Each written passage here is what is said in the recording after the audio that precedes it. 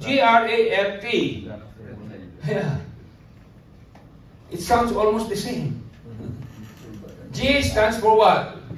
Guilt and grief are remorse and resentment, anxiety and anger, fear and frustration, trauma and troubles, envy and estrangement, depression and distress. All of these are sinful thoughts and feelings.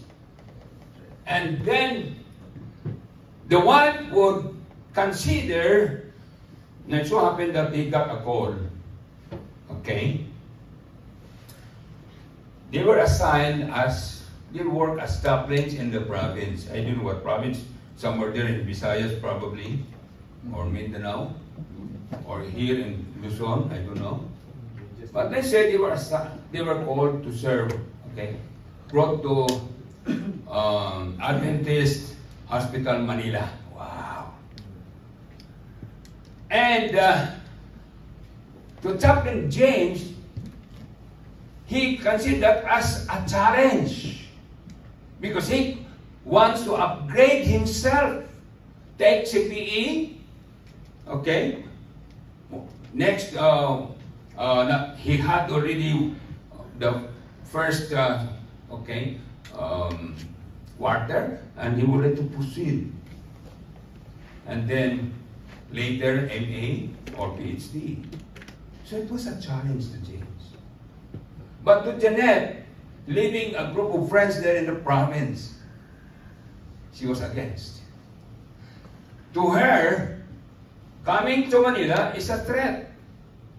So, challenge or threat. If it is challenge, it is an opportunity to grow. If it is a threat, it is fight or flight. Okay? And Jeanette had an increased level of that stress hormone. What's the name of that stress hormone? Cortisol. And she had more headaches and other aches of the body.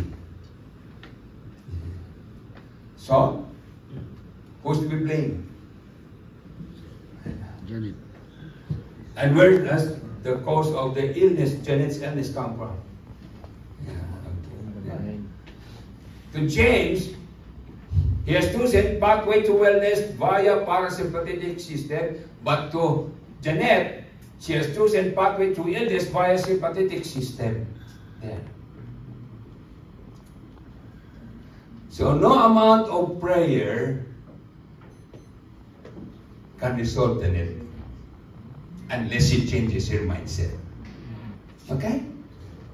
You know, when I'm asked to pray for a sick person, I entered first into a therapeutic conversation. Find out what led this person to be sick. I focus on the mind and what the person has experienced. And then I would ask the person, would you like to get well? Oh, sure, Pastor. Yes.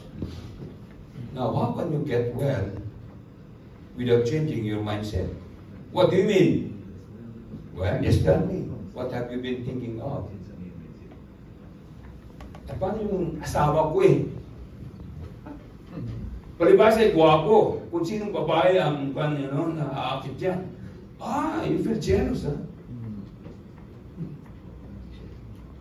Aba, masisisi ba ako, Pastor, na hindi magselos? Ano, sa pagsiselos mo, ano nasa isip mo? What is in your mind? Ganyan lang, our own process. Does the husband, handsome pastor, be blamed for the jealousy of the wife? Or he contributes to that? Okay. And then here, Janet is asking you to pray that she gets well.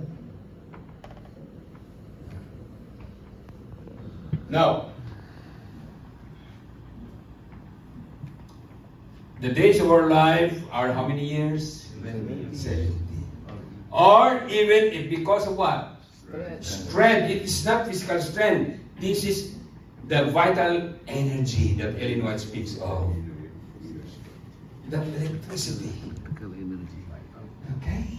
Deposited there by God Himself to Adam 20 times more. But we were born less than that, of course. And if we know how to conserve that energy, it will lead us to how many years? 80. Wow. 8 months from now, I'll be turning 80. Amen. Yeah. Amen. How long would I go beyond? I don't know. Only God knows.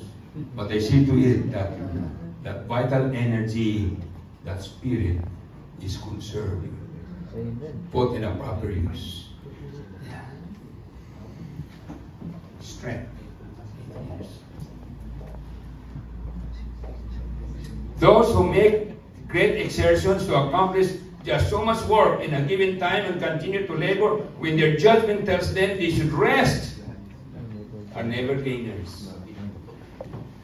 They are living on borrowed capital. What kind of capital? Vital energy. Yeah.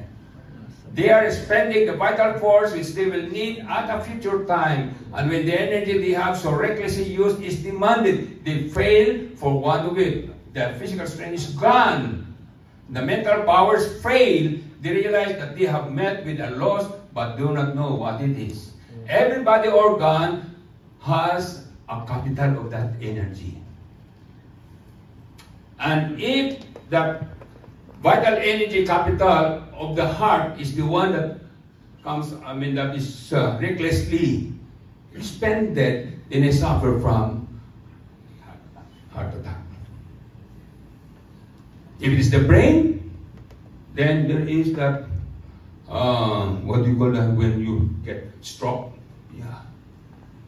Every body organ has a certain amount of this vital energy. The scientist who made a research on this, Han Selye, called this as the adaptation energy.